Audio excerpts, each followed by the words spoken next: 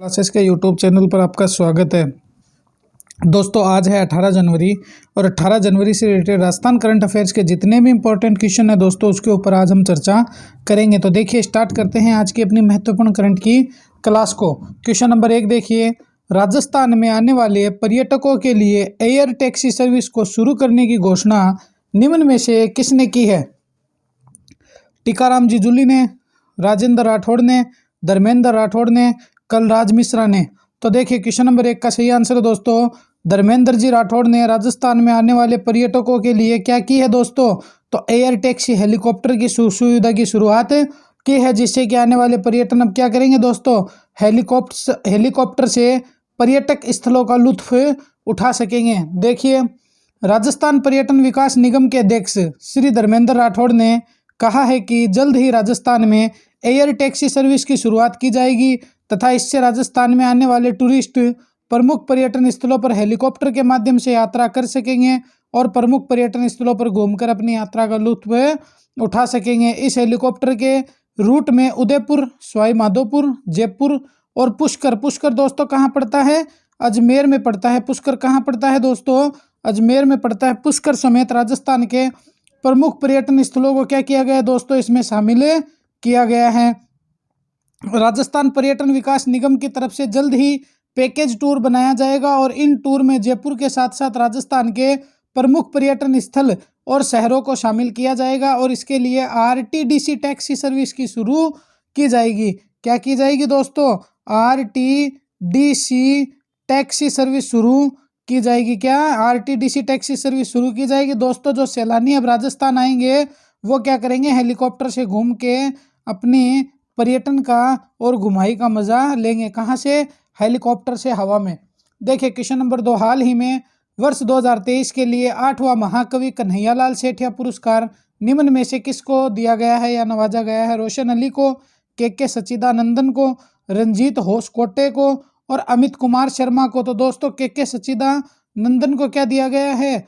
2023 का 8वां महाकवि कन्हैयालाल सेठिया पुरस्कार के सच्चिदानंदन को दिया गया है। देखिए इस पर फैक्ट्स पर चर्चा करते हैं दोस्तों। इस साल 8वां महाकवि कन्हैयालाल सेठिया पुरस्कार केरल के निवासी कवि, आलोचक और संपादक और अनुवादक के सच्चिदानंदन को उनकी कविता हम हैं के लिए दिया गया है। किसके लिए? हम हैं। उनकी कविता हम हैं। इनको यह पुरस्कार 16वें जयपुर साहित्य महोत्सव के दौरान दिया जाएगा।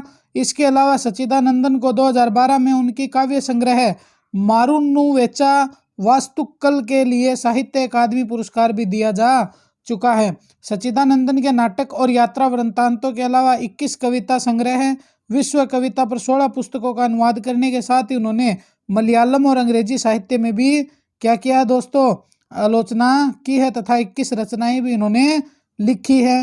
रंजीत होसकोटे को पिछले वर्ष 2022 में 7वें महाकवि कन्हैयालाल सेठिया पुरस्कार से सम्मानित किया गया था। तो दोस्तों पिछले साल अगर पूछ ले 7वें महाकवि कन्हैयालाल सेठिया पुरस्कार अगर पूछ ले तो रंजीत होसकोटे और 8वां पूछ ले दोस्तों तो के सच्चिदानंदन को दिया गया है। क्वेश्चन नंबर 3 देखिए, हाल ही में बीकानेर जिले में आयोजित 29वें अंतर्राष्ट्रीय ऊंट महोत्सव के दौरान मिस मरवण का खिताब निम्न में से किसने जीता है? कोमल सिद्ध ने, अंजलि शर्मा ने, प्रियंका जाट ने, मीनाक्षी शर्मा ने।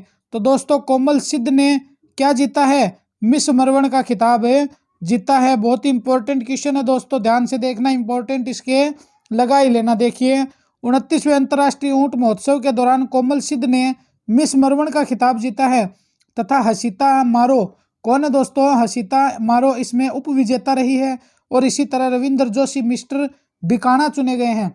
मिस्टर बिकाना अगर पूछ ले दोस्तों रविंद्र जोशी, उप विजेता हसीता मारो और मिस मरवण पूछ ले दोस्तों तो कोमल सिद्ध। अंतर्राष्ट्रीय ऊंट महोत्सव के दूसरे दिन 14 जनवरी 2023 को डॉक्टर करणी सिंह स्टेडियम में आयोजित मिस मरवण और मिस्टर बिकाना प्रतियोगिताएं देशी और विदेशी पर्यटकों के लिए एक विशेष आकर्षण का केंद्र रहा था तथा 14 जनवरी को डॉक्टर करणी सिंह स्टेडियम में फोक नाइट का भी उद्घाटन किया गया था। किसका? फोक नाइट का भी दोस्तों उद्घाटन किया गया था। अंतर्राष्ट्रीय ऊंट महोत्सव 13 से 15 जनवरी 2023 तक चला है। तो ये दोस्त जयपुर के पर्यटन विभाग द्वारा हवा महल की विरासत को सहेजने के लिए हवा महल फेस्टिवल का आयोजन कब किया गया? 10 जनवरी, 11 जनवरी, 12 जनवरी या 15 जनवरी? तो क्वेश्चन नंबर 4 को सही आंसर है दोस्तों 15 जनवरी को क्या किया गया था? हवा महल फेस्टिवल का आयोजन किया गया था। देखिए फैक्ट्स पर चर्चा करते हैं। जयपुर के पर्यटन विभाग द्वारा ऐतिहासिक हवा महल की विरासत को सहेजने के लिए 15 जनवरी को हवा महल फेस्टिवल का आयोजन किया गया था तथा इसी दौरान राजस्थान के मुख्यमंत्री श्री अशोक गहलोत के साथ साथ कौन दोस्तों विधानसभा अध्यक्ष श्री सीपी जोशी जी भी इस फेस्टिवल में शामिल होने के लिए पहुंचे थे और बड़ी चौपड़ से लेकर जलेबी चौक तक दोस्तों पूरे बाजार को रंगीन रोशनी और जयपुर के सांस्कृतिक कलाकृतियों से सजाया गया था। हवा महल का निर्माण सन 1799 ईस्वी में महाराजा स्वाई प्रताप सिंह जी के द्वारा कराया गया था तथा इसके डिजाइनर और वास्तुकार लालचंद उस्ता थे। हवा महल 5 मंजिला है दोस्तों। इसकी 5ों मंजिल शरद रत्न विचित्र प्रकाश हवा है। क्या है? शरद रत्न विचित्र प्रकाश हवा है। क्वेश्चन नंबर 5 देखिए, हाल ही में एमएल लाठर को सूचना आयुक्त के पद पर नियुक्त किया गया है, अतः इनको सूचना आयुक्त पद की शपथ किसने दिलाई है? दोस्तों हरियाणा जिले के ये निवासी है और ये एक आईपीएस ऑफिसर थे जो सेवानिवृत्त हो चुके थे, तो ये इनके बारे में ध्यान रखना। अब इनको सूचना आयुक्त नियुक्त कर दिया गया है। देखिए 16 जनवरी 2023 को मुख्य सूचना आयुक्त डीपी गुप्ता ने एमएल लाठर को, एमएल लेटर हो गया दोस्तों, एमएल लाठर को सूचना आयुक्त के पद की शपथ दिलवाई तथा नियुक्ति के बाद सूचना आयोग के आयुक्त के स्वीकृत पद भी भरे गए हैं। इस कार्यक्रम में सूचना आयुक्त लक्ष्मण सिंह राठौड़, शीतल धनखड़, राजेंद्र बरबड़ और सूचना आयोग सचिव प्रियंका गोस्वामी भी शामिल हुई थी। राजस्थान राज्य सूचना आयोग की स्थापना दोस्तों 18 अप्रैल 2006 को हुई थी तथा राजस्थान के प्रथम सूचना आयुक्त एमडी कोरानी थे। कौन थे दोस्तों? एमडी कोरानी थे। कौन है? एमडी कोरानी। ध्यान रखना प्रथम सूचना आयुक्त और 18 अप्रैल 2006 को सूचना आयुक्त की क्या हो गई थी दोस्तों? स्थापना हुई थी। 6 नंबर देखिए, राजस्थान में कार्यरत हिंदुस्तान जिंक को 33वें एमईएमसी पर्यावरण और खनिज संरक्षण की विभिन्न श्रेणियों में कितने पुरस्कारों से सम्मानित किया गया है? 19 से, 20 से, 25 से या 8 से? तो देखिए क्वेश्चन नंबर 6 का सही आंसर है दोस्तों 19 पुरस्कारों से सम्मानित किया गया है। कितने से? 19 पुरस्कारों से। देखिए फैक्ट्स दोस्तों, राजस्थान में जिंक प्लेट सिल्वर उत्पादक कंपनी हिंदुस्तान जिंक को 33 एमईएमसी से पर्यावरण और खनिज संरक्षण की विभिन्न श्रेणियों में 19 पुरस्कार से सम्मानित किया गया है। यह कंपनी देश की एकमात्र और विश्व की दूसरी सबसे बड़ी कंपनी है दोस्तों। भारत की तो एकमात्र है और विश्व की दूसरी सबसे बड़ी कंपनी है। हिंदुस्तान जिंक के द्वारा सतत विकास के लिए प्रथम पुरस्कार दरिबा जावर अंगुचा को और खाद्यान्नों को विभिन्न श्रेणियों में सम्मान सहित सिद्धेश्वर खुर्द प्रथम आगुचा कायड़ खाद्यान्न को द्वितीय स्थान मिला है। भारतीय खान ब्यूरो अजमेर के तत्वाधान में जोधपुर में आयोजित पुरस्कार समारोह के दौरान यह पुरस्कार प्रदान किया गया था। कहाँ पर दोस्तों? जोधपुर में आयोजित। हिंदुस्तान जिंक के स्थायी संचालन में अग्रणी है और हमेशा पर्यावरण संरक्षण के महत्व पर विश्वास रखता है। क्वेश्चन नंबर 7 देखिए, सन 1971 ईस्वी में भारत की पाकिस्तान पर हुई ऐतिहासिक जीत की याद में लोंगेवाला और जैसलमेर में पराक्रम दिवस कब मनाया गया दोस्तों? तो ध्यान रखना क्वेश्चन नंबर 7 का सही आंसर है 5 दिसंबर। प्रतिवर्ष 5 दिसंबर को यह मनाया जाता है। अब देखिए क्वेश्चन नंबर 8, केंद्रीय सांस्कृतिक राज्य मंत्री अर्जुन राम मेघवाल ने राजस्थान के किस दुर्ग में 9वीं और 10वीं शताब्दी की खोज हुई नटराज की मूर्ति को सौंपा है? तो खोई हुई नटराज की मूर्ति दोस्तों कब खोई थी? 9वीं और 10वीं शताब्दी में खोई थी और यह लंदन के एक म्यूजियम में रखी हुई थी।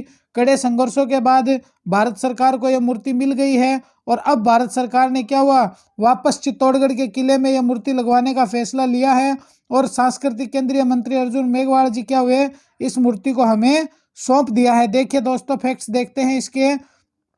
केंद्रीय सांस्कृतिक राज्य मंत्री अर्जुन राम मेघवाल ने राजस्थान के चित्तौड़गढ़ में 9वीं और 10वीं शताब्दी की नटराज मूर्ति को पुरातत्व विभाग के अधिकारी को सौंपा है तथा यह प्रतिमा 9वीं सदस्य शताब्दी के बीच की है, 9वीं से 10वीं शताब्दी के बीच की है, जिसे चित्तौड़गढ़ जिले के बारडोली में स्थित शिव मंदिर से 1998 में चुरा लिया गया था। सन 1998 में दोस्तों बारडोली से इसको चुरा लिया गया था और लंदन के म्यूजियम में रखा गया था। लंबी कानूनी प्रक्रिया अर्थात लंबे संघर्ष के बाद 2020 में इस प्रतिमा को लंदन के एक निजी संग्रहालय से भारत में दोस्तों क्या हुई, लाने में कामयाबी मिल गई थी। ये थी दोस्तों आज की आपकी टुडे की करंट ये दोस्तों क्लास कैसी लगी कमेंट में ज़रूर बताना, और चैनल को ज़्यादा से ज़्यादा लाइक शेयर सब्सक्राइब कर देना। मिलेंगे इसी तरह में नेक्स्ट वीडियो में दोस्तों। जय हिंद, जय भारत।